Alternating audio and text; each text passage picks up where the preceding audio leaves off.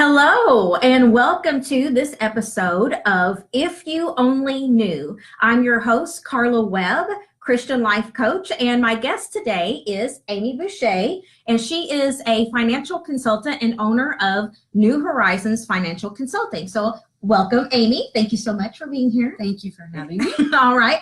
Well, tell our audience a little bit about yourself and what you do. I'm a financial advisor, and I've been a financial advisor for approximately 28 years, and I help people that are wanting to plan for their future. And then I also am a certified divorce financial analyst, which means that I specialize in helping people who are going through a divorce. Wonderful.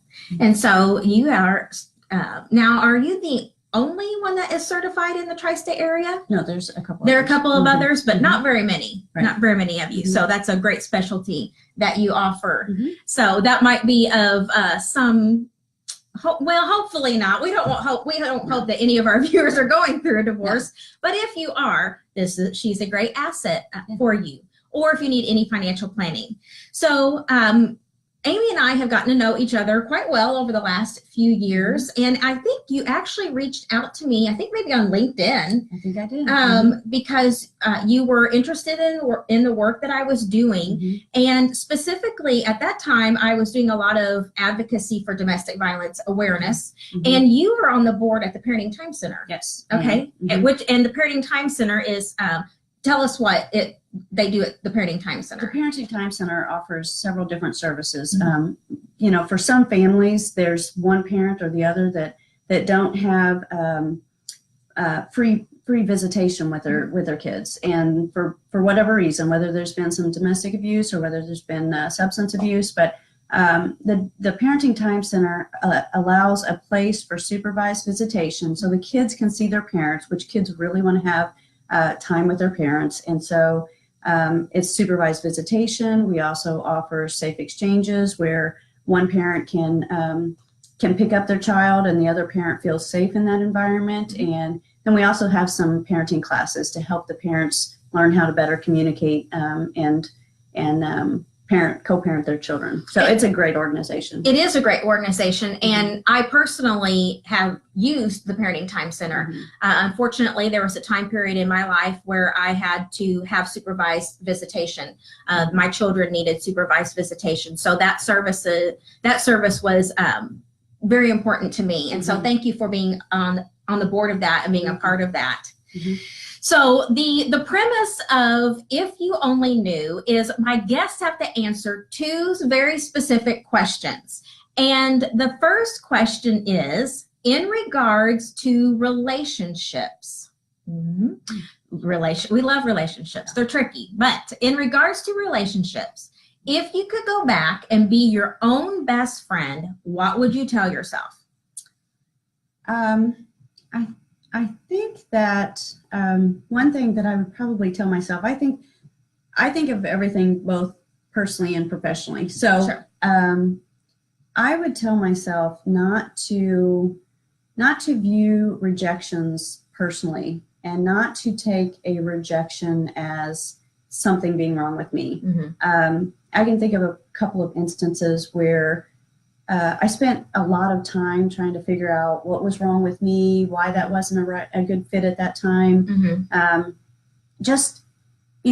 Trying to figure out why I was rejected. In fact, rejection is a part of life. Absolutely. It is just, if we received a yes answer to every question we asked or every opportunity that was in front of us, I mean, we'd be overwhelmed with things, and it may be not always the best things. And so, what I look back and think, some of the times that I was rejected, either personally in a relationship or professionally, that just wasn't right for me at that time. And now I see that, but at the time I didn't see it. And so, now I can look at and say, that was just the best thing was waiting for me next. It's hard at the time because rejection hurts.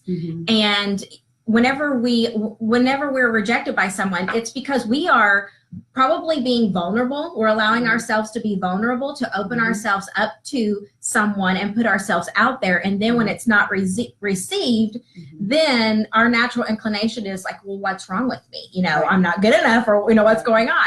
And whenever you said, if what would happen if we received a yes every single time, I was picturing that scene in Bruce Almighty, whenever he's sitting there answering everyone's prayer requests, and he's like, he checks everybody and just puts yes, and then the world goes in chaos because it's like, no, it's not always good for our prayers to be answered, or for all the answers to be yes. That's not necessarily a good thing. I was just reading a book, First Things First, and you know, it talked about prioritizing our time, and you know, we might spend time doing a lot of good things, but that keeps us from the best things, you know, because we're so good things.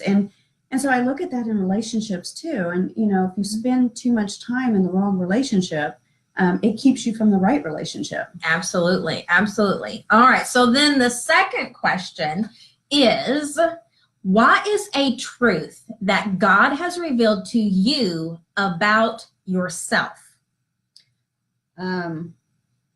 So there's been a few, and I would say, right now, the thing that God's telling me is that it's okay to be still, that it's okay to take care of myself, and it's okay to be still. I think that I'm a natural caretaker. I'm a natural people pleaser. I can attest to that, right? As her friend, as someone that she's friends with, and she wants to take care of people. Yeah, and you know, I want the people around me to be happy, and if there's a need that I see needs fulfilled, I want to do it.